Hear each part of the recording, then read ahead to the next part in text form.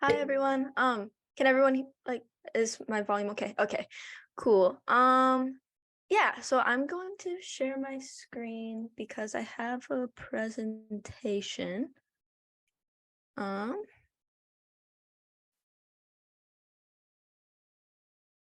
okay. And does that do we see the slideshow? Yeah, okay. Um, so yeah. Um, Puzzle poems, a workshop on invented forms. I'm Nen G Ramirez. Yeah, so today I'm going to introduce you to two forms that I invented, the container puzzle poem and the Sudoku Sestina, both inspired by puzzles. And I'll be breaking down the guidelines for the forms, and then we'll also have time to start writing some. But before we get into that, I want to give you some quick background on when and where and how these forms started, and to answer the question like why puzzles. Um, so yeah. Also, content warning, there will be discussions of eating disorders, suicide, and medical trauma in this workshop. So yeah, in 2 weeks, it will be 3 years since I was hospitalized in Hillsdale, Michigan, following a suicide attempt. It was there that I was diagnosed with bipolar disorder and anorexia, and I stayed for about a week in a racist, xenophobic environment, saw the staff dehumanize and mock patients, and had my anorexia severely and life-threateningly mismanaged by care providers that were very underqualified to treat me. There were multiple occurrences also of guards making comments on my body that made me feel unsafe. About 2 months later, I was admitted to intensive residential care at an eating disorder treatment center where I stayed for a month. And I lived there for most of October and the first week of November of 2020, which was a very politically charged time. And for the majority of my stay at Melrose, the eating disorder treatment center, I was the only patient there who was not a cis white woman. So during all of this, I was forced to listen to doctors, therapists, nurses, and guards discuss their bigoted ideologies, and I was forced to accept it in silence for fear of being labeled as non-compliant. Because once you're labeled as a difficult patient, it's very hard to find a way back from that. I acknowledge that these treatment facilities provided a very much needed intervention in my illness and saved my life. And I also acknowledge that these same places caused harm and trauma that I'm still affected by today. So when I was in these treatment facilities, one of the only things I could really do with my time, besides writing when I was able, was puzzles. So when I first arrived at Hillsdale Hospital, they gave me a blanket, a pack of tissues, a booklet titled Know Your Rights, and a book of puzzles. Sudoku, mazes, all sorts of language puzzles like crosswords, word searches, and word scrambles. And that booklet was really like what filled the majority of my time. And now looking back on it, a great deal of that experience of hospitalization was marked by riddles and puzzles of language off of the page as well. Like I had to convince my insurance that it was absolutely necessary that I be hospitalized, while also trying to prove to my care team that I was ready to leave, because as much as I was struggling, my safety and well-being also relied heavily on me getting out as soon as I could. I had to assert my boundaries with the staff firmly enough so that they might be taken seriously, but not so firm as to be punished. And I had to express my symptoms in a way where they were taken seriously enough to get the medication and diagnoses I knew that I needed, while also doing my best to not let them make me sound uncredible or like needing to stay longer, knowing that a lot of that was out of my control. So much depended on my ability to find the right words to try and balance surviving my mental illness and surviving the trauma that I experienced during treatment for those mental illnesses. Because of all of this, puzzles found their way loosely into my poetry and then became more of a solid and recognizable influence when I took a poetry seminar with Doug Kearney on form and constraint. The final project for that class was to come up with a handful of invented forms. So the container poem and the Sudoku Sestina and the examples of those forms that I'm going to share with you were written for that project. So, yeah. Oh, that was supposed to. Okay. That was the background. Now I'm moving on to talking about the container poem. So the form that I call the container poem, but I would also be very open to hearing if you have any ideas for like alternative names for the form, was inspired by this puzzle, like this specific one. This wasn't in one of the packets. This was like, I found as like a printable that they had at the front desk sometimes. But yeah, also when I was looking for like this specific puzzle, I couldn't find like a name for this type of puzzle the way that there's like Sudoku for, yeah, like I just, to find this, I looked up words containing and language puzzle. So yeah, that's also why like the title of like the form is kind of weird. But yeah, something about seeing end repeated in a column down a page surrounded by white space was so striking and evocative to me. The way that end almost looks like the spine of some sad ribbed organism. And then thinking about what it implies, that all of these words contain an ending, that despite their various lengths and directions and meanings, it all comes back to and centers on the end. And I'm interested in this sort of inescapability, like this undeniable core of an experience. I'm also super interested in the clues for puzzles like this, and even more so when it comes to crossword puzzles. The clues, I really like how they can range in length and specificity, and how the goal of a clue is to be simultaneously like illuminating and evasive, and how a good clue tells you just enough but still asks you to do some work and to bridge some sort of the gap yourself. So with all of this in mind, here are the guidelines for the container poem. So the form consists of 2 parts. Part 1 is to choose 10 words that each contain the same smaller word within it. Usually this works best with like a 3-letter word. And only the common word should be presented here, with the remaining letters in each word represented with blank spaces. This smaller word should be relevant to the content of the poem. Part 2, there should be 10 corresponding clues that describe each of the 10 words. These clues have no formal constraints, but should pay attention to rhythm and sound within the line. The content of the poem should be responding to some kind of test.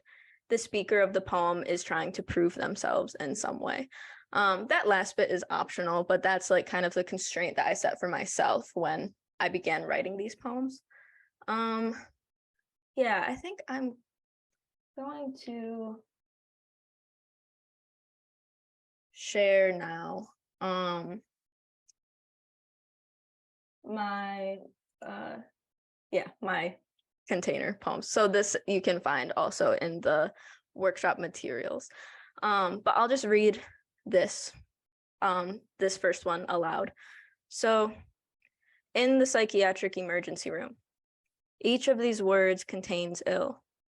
Ill, ill, ill, ill, ill, ill, ill, ill, ill, ill.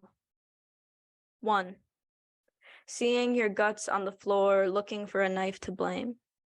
2. If this whole thing was real, it wouldn't be on your mind. 3. It's always the ones you'd least expect. 4. Be a good girl. Wash your face. Drink your milk. Sign right here. 5. The man moves down another seat. He calls the nurse and says, "There's been a mistake. I don't belong here." 6. College ID. Freshly washed hair. 7.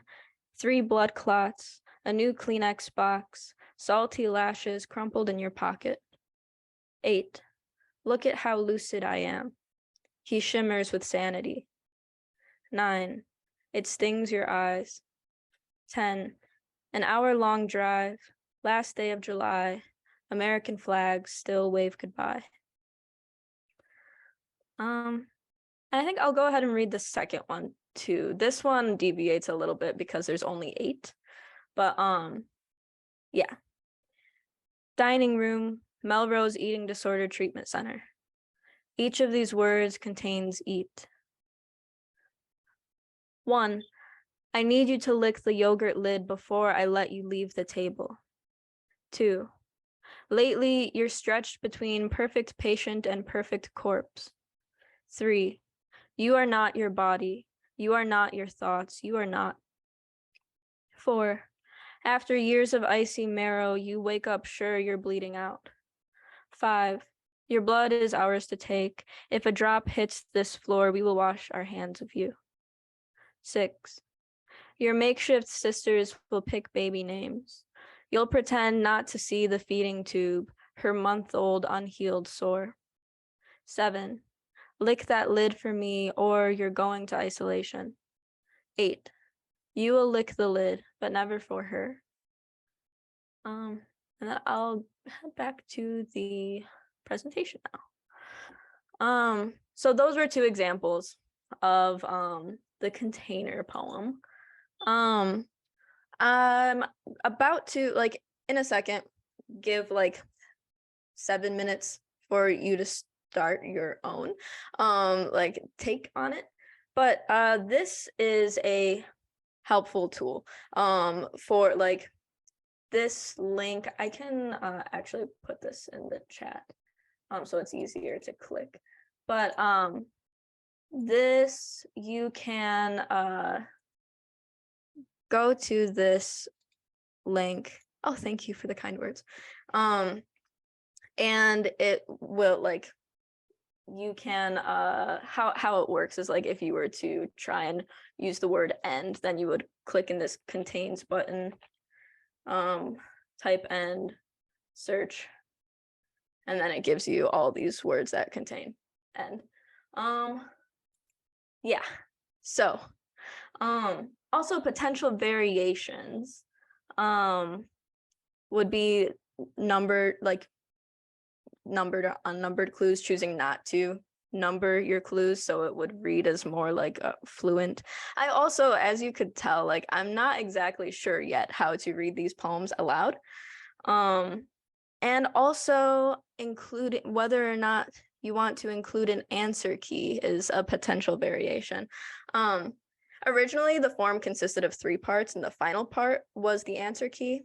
And in Doug Kearney's workshop, this got mixed reviews. Some people thought that an answer key kind of went against the message of the poem, that the clues are what mattered and that the clues are where the poem lived. And they thought that the situation was unanswerable, that, like, the test presented in these situations was unpassable. Whether I was seen as valid or not, whether I was seen as a good patient or not, wasn't as simple as having an answer key might imply to the reader. But yeah, others thought that it would be cool to make the answer key also read as a poem, but I personally couldn't figure out a way to do this in a way where I felt like it made any sense or impact at all. So yeah, I guess, yeah, I'm going to give 7 minutes to work on this, and we'll have time to share or ask questions at the end of the workshop. But before we like take 5 minutes for the free write, are there any like logistical questions about the form right now?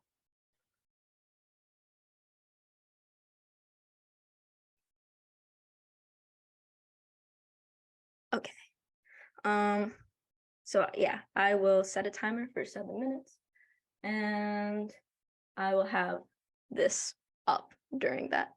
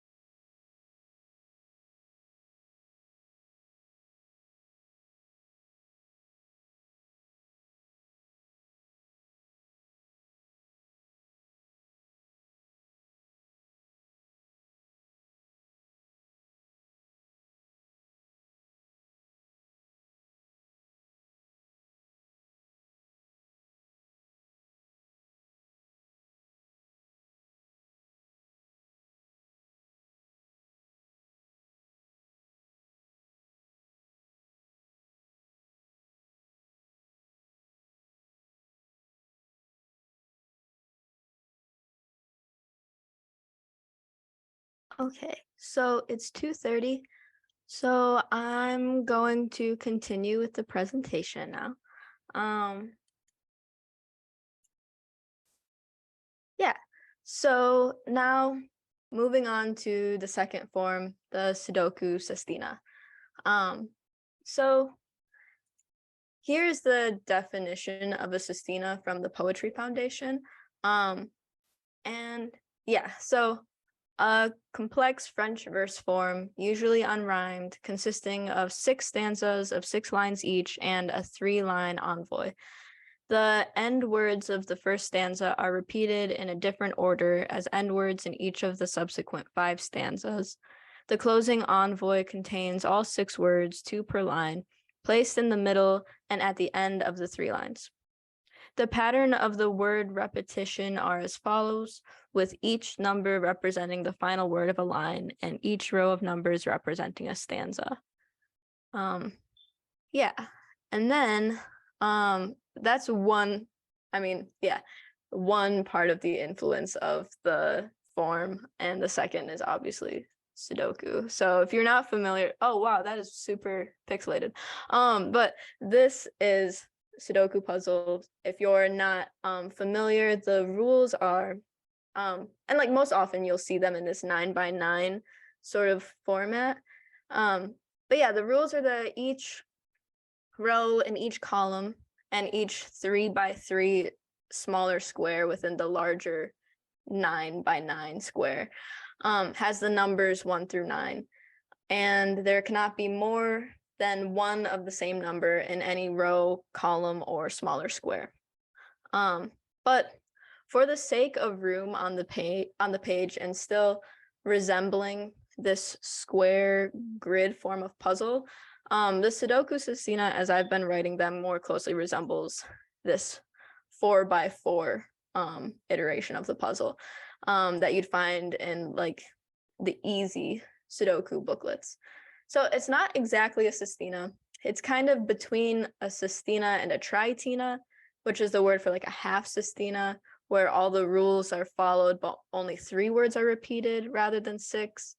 But for me, sestina is like the most recognizable and popular form, and felt to me like it would give people the best idea of what to expect. But it also just sounds better like next to Sudoku, because alliteration, we love that.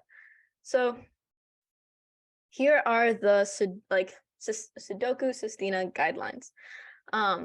The form is divided into a 4x4 grid. Each square contains a quatrain. Each quatrain should end in one of 4 words. The arrangement of these words should correspond to a solved Sudoku puzzle, so each column and row contains one of each ending word. The first, top left, and last, bottom right squares will always be read as the first and last. All other squares should be interchangeable. This way, the poem can be read up and down or left to right. The content of this poem should present a problem. It might not work through it or end on a solution. It may be a presentation of different pieces or facets of a problem that you're trying to understand. So with that, I will read the 2 examples I have in the workshop materials packet. So, first month home, a Sudoku Sestina. My self-hate ran so wild that month. He hid the pills and locked my door. Selective, I recall relief, but not throat's itch, its beg to bleed. When I was young, I thought by now I'd be bone white and virgin clean.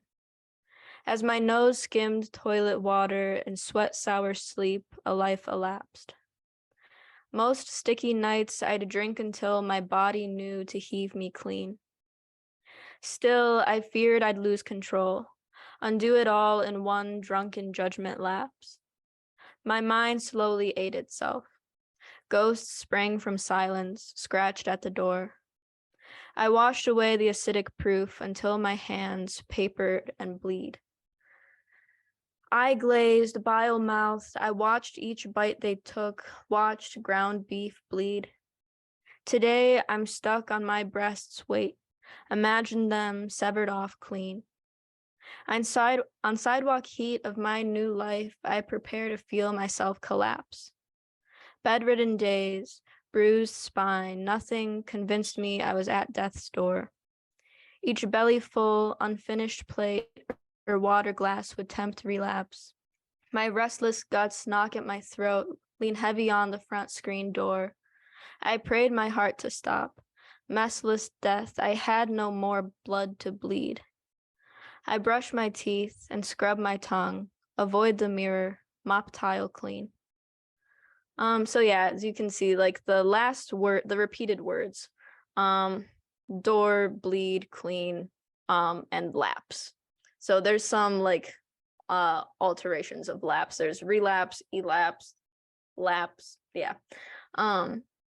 So the next one is end of amenorrhea. Amenorrhea is the medical word for the like absence of menstruation.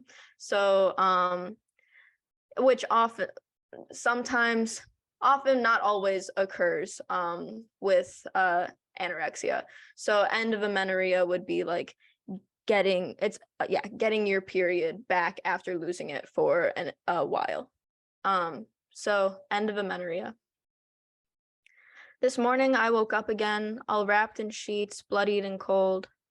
I never felt more alive than when my girl blood ran dry, died away. I tricked myself, believed I'd been born brimming and far beyond need. I lost my breasts and mind last year. They ate themselves when none were home. Survival feels so wrong this year. There's more of me than I could need.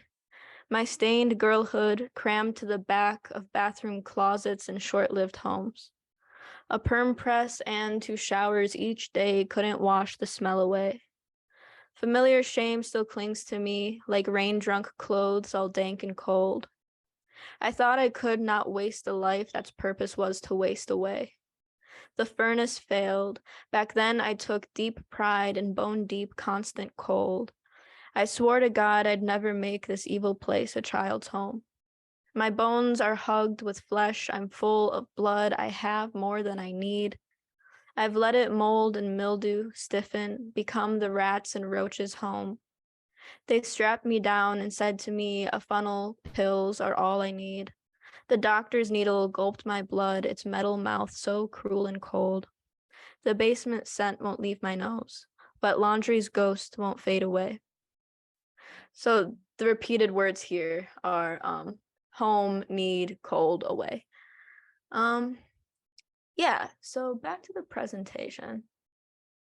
Well, actually at first, I guess I wanted to talk a bit about like one of the things that I like about the Sudoku Sistina is that it disrupts the idea of linearity often found in like expected and recovery narratives. A lot of times the expectation for people dealing with mental illness and eating disorders and what like determines their success is if they have a linear, straightforward recovery, which can often feel stigmatizing and shaming for people like for like quote unquote not doing recovery correctly when there is no one size fits all way to recovery. And often people find slip ups and setbacks and relapse and harm reduction as like necessary parts of recovery. And when that idea is rejected, that's like the kind of thinking to me that like keeps people from seeking help after relapse.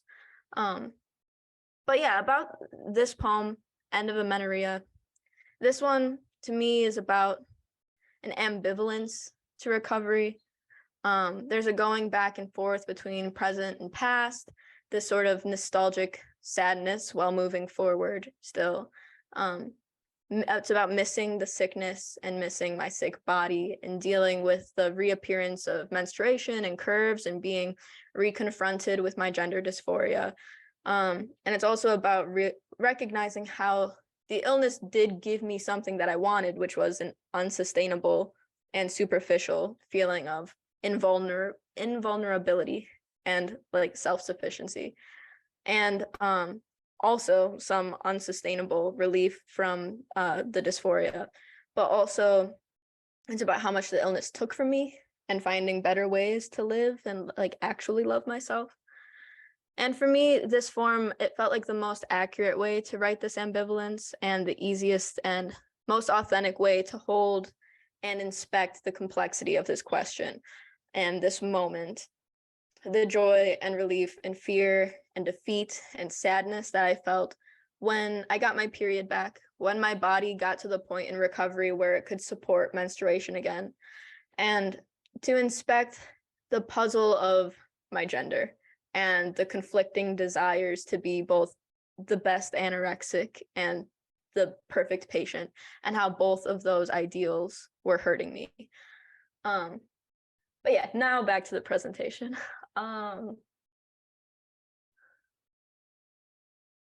Yeah, so when you're writing your Sudoku, Sistina, here are some potential orders. It's not as like straightforward as the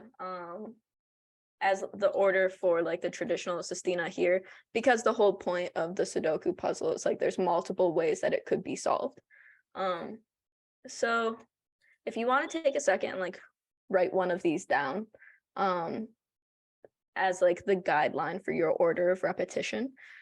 I'll give you a second to do that.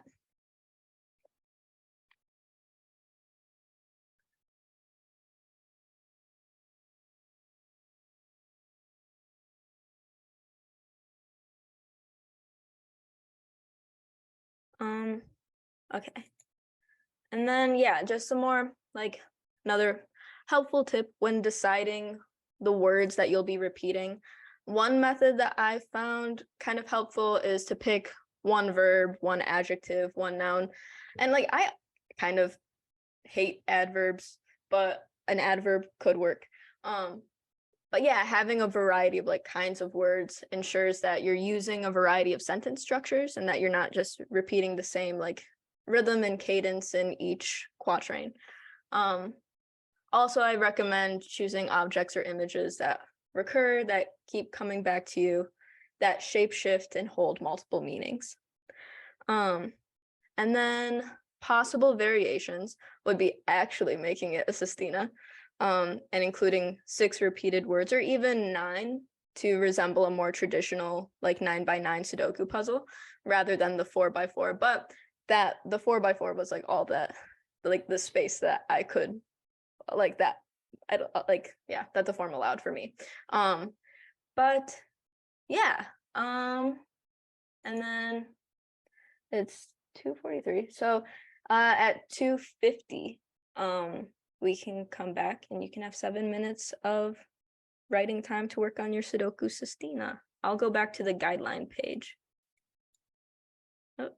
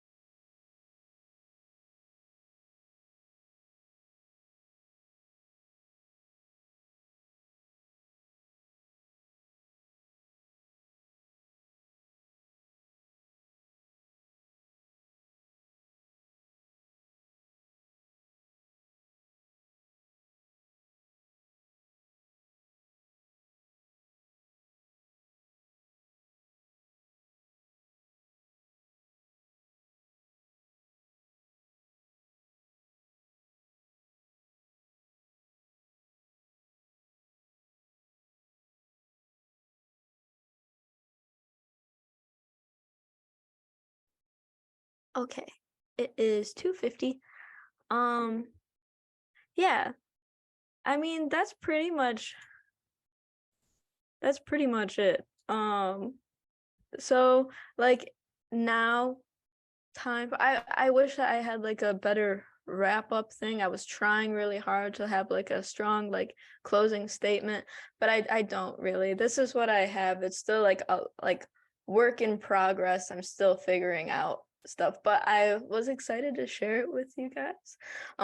So yeah, now opening it up for um any questions, or if anyone would like to share either like reading some of what they wrote or just talking about like what they're working through and like what ideas they have. um yeah.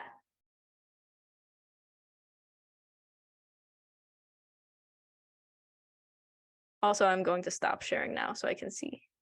Okay. Hi, I'm traveling right now, so in case my audio cuts out, I'm cross country. But I wanted to say I really appreciate your presence and your vulnerability, and also just um how you made us think backwards and upside down and somersaulted us through like uh breaking down like tired patterns of logic I had. This was very refreshing. And I don't have anything presentable, but I want to say for the first puzzle, the container puzzle, I picked the word fem, F-E-M, because I want to explore femininity. I'm exploring my relationship with it right now. It's very complicated. I feel a lot of resentment towards it, but also a lot of comfort. And it was so interesting to use the tool you provided with to us and seeing how so many of the words go back to the Latin root of fem and how inescapable it is. I felt even more constrained, but I think it's part of the process. And there's other words like femur. I'm interested in like exploring Spanish more with this. Yeah, I don't have anything presentable, but it was such a fascinating exercise, and I'm itching to like spend more time with these forums. Thank you so much.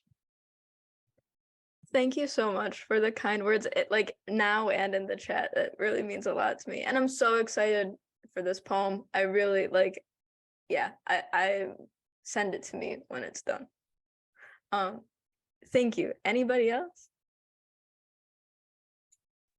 I wanted to I was feeling really inspired by the first one. And yeah, thank you so much. It was fun to just be kind of tossed these new forms and have to experiment really quickly.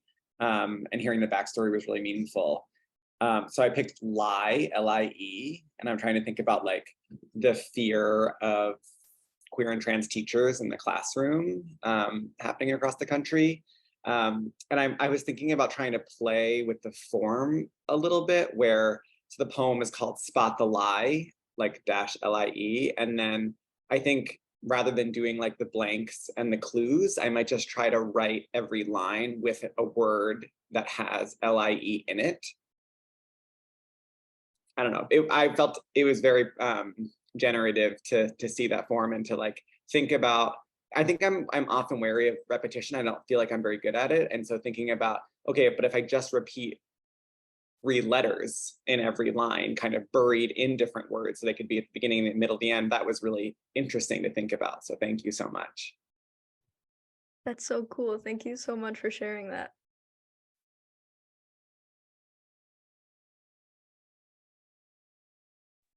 I actually had a question. One of these are, yeah, these folks have said the forms are amazing, and just, yeah, thinking about linearity and like conceptions of, yeah, different narratives were told about like how moments are just supposed to progress and things like that. These are all incredibly helpful forms for that. I was curious how you've approached like revision with these forms, or if you had any advice on how to do that with these particular forms that you have. Yeah, so with revision, um with the Sudoku Sestinas, it's been mainly about like um I don't know, like rhythm and uh meter. Just like it's difficult because I have to keep the end word the same, each time, so I can't really change the structure too much, and it's kind of a puzzle in itself to figure out how to like make changes while still keeping like that anchored word the same. But yeah, just like with the container puzzles, that one has more freedom, I guess, because with the Sudoku Sistina, if I change one thing, if I decide that like, oh, this word doesn't work here anymore, then I have to change so much. It's like kind of starting over in a sense. But with the container puzzle, yeah, I mean there's more freedom. I would just like change usually the revision, like what I've been revising are the clue lines. And I would just revise that like any other line of poetry. And I've been more interested, I guess, in revising the idea of the form itself and like the rules of the form, rather than the poems. Like what I'm thinking about is like, I'm thinking that I want to change. I don't think I want to have numbered clues anymore. I think I want them like just like this, the way that the example puzzle I had was, where it was like the column with the repeated words and then like beside it having the clues. But yeah, I don't know if that like was a helpful answer at all, but yeah.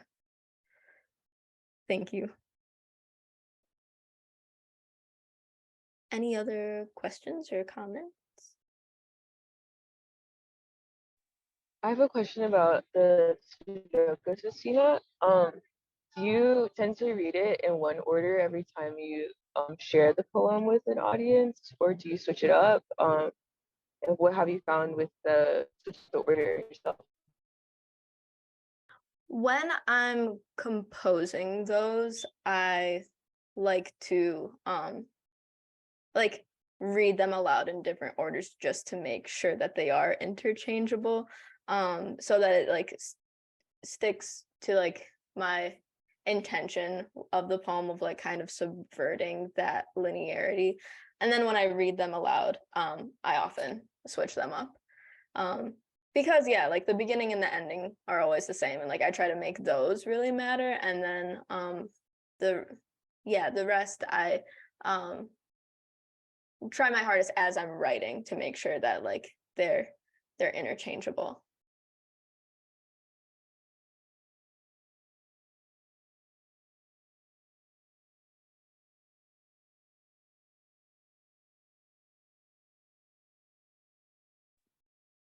Yeah, if folks have any more questions, feel free to jump in, but I just wanted to say thank you so much, Nen, for introducing us to these forms, talking about their origins and the process behind them.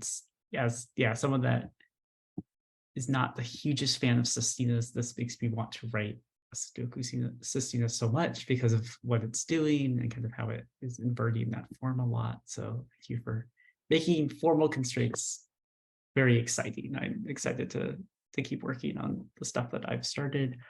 But also just wanted to let folks know that Nen will be reading tonight at 7. Put the link to that event in the chat. Also virtual with some wonderful opening readers. Also, their book, All Women Are Born Wailing, is available on SPD. The link to that is also in the chat. So please go buy that, get it from your library or your local bookstore. And thank you to our interpreters, Vernice and Brianna. Thank you so much for making the space accessible to all folks.